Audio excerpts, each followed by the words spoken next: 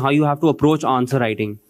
So like Sir said, obviously information is important, but it's not the end of mains preparation. Knowledge is just one part. In fact, people who clear the exam and get good ranks are definitely not the most, with due respect to all the other toppers, we are not the most knowledgeable people out of the pool that write the exam. But what we do differently is that we write answers relevant to the question that has been asked. So there are many aspects that go into writing good answers, of which content is, I think, 20, maybe 25%. You have to have a good structure in your answer. You have to answer the question, basically. I'll give you an example subsequently when I discuss the polity part with you about how people get carried away. And like Sir also read out one question. On those lines, I'll explain to you how you have to understand what power writing is all about, how you have to understand the theme of the question and write the answer that you're supposed to write in the mains exam. What's more important is that you cover more topics.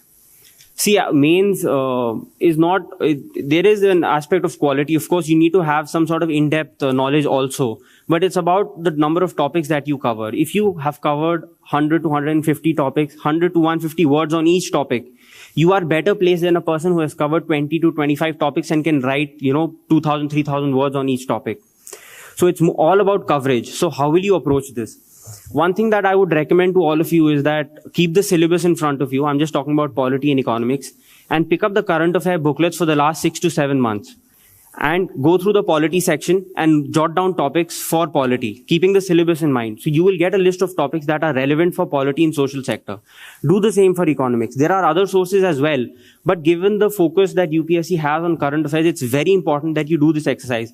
In fact, I was discussing with Sir yesterday about what I should talk to you and whether I should list out a few topics to you, say 20 topics for polity, 20 for economy that are relevant for this year's paper. But then I felt that would be counterproductive because you would get it ready-made, firstly. Secondly, that list would not be exhaustive. You will have to add a lot of topics in the coming 2 to 3 months, at least up till the first week of November, from the booklets that you will be buying, because I'm telling you, you must do this exercise. When you go home today, pick up the current affair booklets, keep the syllabus in front of you and start jotting down topics. Don't do any research, just see what was in the news and make a list of topics that are relevant for this exam. You will end up with at least 150 to 200 topics for polity and social sector and 200 topics for economics. Then don't go in depth into each topic. Google, use your class notes, use whatever booklets you have, use the internet liberally and get 100 to 150 words maximum on each topic. Don't go beyond that. That should be your upper limit, because you will not be able to write more than that in the mains exam. It's all about coverage. Again, language, you don't need to be the most affluent writer or some literature student to write good answers. They have to be simple, short, crisp sentences and break it into paras. Wherever you need to write in facts, like Farah and Sir said, you can write it in points.